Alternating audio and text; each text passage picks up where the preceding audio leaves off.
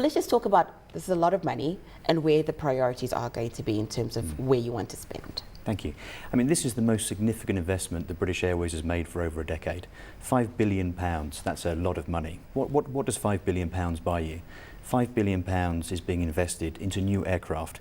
So we're buying the latest fuel-efficient aircraft. A380s will be coming into our fleet. We hope to be bringing those into the fleet in 2013, and that's just the type of aircraft that would be ideal for a route perhaps like Johannesburg. We're also looking at other aircraft, Boeing 787s, but not only buying aircraft. £5 billion buys us investments on our onboard products, so we're investing £100 million in our new first class. And this is a global investment across our network, across the world. And the new first class is a product that will be coming to South Africa and is already on many of our planes to South Africa and also many of the other African countries that we fly to. So what is your plan for Africa? Africa is a very significant part of British Airways business. We generate a lot of revenue and business from South Africa and across Africa, and many of our customers originate from Africa and travel to and from Africa. So we have some very significant investments globally for our new aircraft and our products.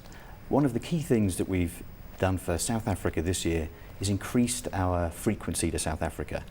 So we have an extra flight 3 times a week to Johannesburg over the summer period, which brings excellent connections via Heathrow Terminal 5.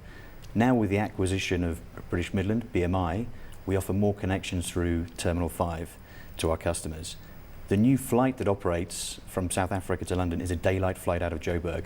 And this offers business travellers the opportunity for a same-day connection to the East Coast US. So you can depart from Johannesburg in the morning, land at Heathrow Terminal 5 in the evening, and connect straight through to New York or Boston. Are you seeing a reduction in the amount of people that are wanting to travel from South Africa to the UK? Because it seems as though that has been an issue with some of the other airlines. These are challenging times for airlines. Fuel prices are high, global economy is challenging. The important thing in times like this is to ensure that companies invest, and British Airways is continuing to invest, and by continuing to invest, customers will continue to choose British Airways. At this time, when we are talking about so much uncertainty, I mean, this is an industry that has come under pressure. I mean, and this is not a now thing. It's been for a number of years that the aviation industry is under a lot of pressure. So to be investing that kind of monies, what was the thinking behind that? Well, this is really, really important. Arguably, after a period of time after 9/11, the aviation industry was cutting back in terms of expenditure. And British Airways felt very strongly it was time to invest.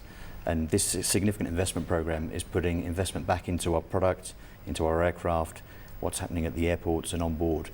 And it's important to continually invest. Our customers are making decisions and choosing our airline over other carriers in what is a very competitive marketplace. And it is very competitive because you're talking about Africa. I mean, we do have some new airlines that are coming on board, for instance, and just with African airlines themselves, just traveling so much more from within Africa. I'm now getting tongue-tied, within African countries. So do tell us about competing with African airlines. Your brand obviously having been around for much longer, but you do have these other airlines that are coming on board and giving some competition, I would imagine, to British Airways. Yes, I mean, British Airways has been in South Africa for 80 years. We've been flying to South Africa for 80 years. We operate to both Johannesburg and Cape Town, and we've built up our schedule over a period of time, and we're very, very committed to South Africa and putting aircraft in there and serving the needs of both the leisure traveller and of the business traveller. So I want to talk about efficiencies, because that's also something that the aviation industry that you hear a lot about. What are some of the strategies that you are pursuing in terms of being more efficient? Well, investing in new aircraft helps significantly with fuel efficiencies. So new aircraft, more fuel efficiency, helps save costs, helps with environmental impacts as well. But do you find that when it comes to those environmental issues, because you do see zones like the Eurozone, for instance, that have priced that in, and that also posing a challenge to the aviation industry, but I would imagine that that's something that you're taking into consideration with this new fleet that you're buying. We obviously abide by any government regulation and conditions that are put towards the business, as you would expect us to. But investing in those new aircraft and new fleet helps customers differentiate us over other carriers. One of the other key things that we've done is relaunched our frequent flyer scheme, the Executive Club, last year, and this gives greater appreciation to our customers and recognition when they do fly with us. One of the other innovations I'd like to share with you, if I may, in terms of investment we're making for the onboard customer, is the introduction of iPads for our senior cabin crew members. And this is an innovation to help our senior crew recognise customers on board, recognise how often they fly, what their travel preferences are, deal with any service issues that may happen on board. And it's those types of innovations that we really hope will make a big difference to our customers in Africa and globally. So let's talk a little bit about issues like taxes, because I was asking you about, have you seen a decrease in the number of people that are wanting to fly between South Africa going to the UK? One of the issues has been taxes, and that the taxes in the UK, the airport taxes, have just increased so significantly that there has been that decrease. Are you seeing that happening with other regions? The increase in air passenger duty in April this year means it's more expensive for customers to travel. However, that has more of an impact upon passengers travelling in our non-premium cabins, where price is much more sensitive.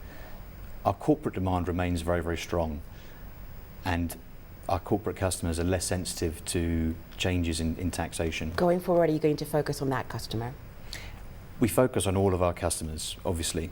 But our premium demand out of South Africa particularly is a very strong corporate route for British Airways. And how much do you see that growing going forward? Your corporate demand? I don't have my crystal ball with me today to talk about. Other than just South Africa though, are you Yes. seeing that premium client coming from other African countries? Yeah, I mean the makeup of our customer base travelling on our African routes. We have African customers originating from Africa, we have customers from the UK and from Europe, and we also have North American customers. And one of the benefits that we offer to our African customers is that connectivity over Heathrow Terminal 5. So we're not limited to a market just for the United Kingdom, just for Europe. We offer connections to North America with our partner American Airlines, and also the added routes that we now offer as part of our acquisition from BMI. Thank you so much for joining us. Thank Very you. interesting topic. That was Daniel Bainbridge, who's Strategic Commercial Manager for British Airways, and he was discussing risk, prospects and challenges when investing in the aviation sector.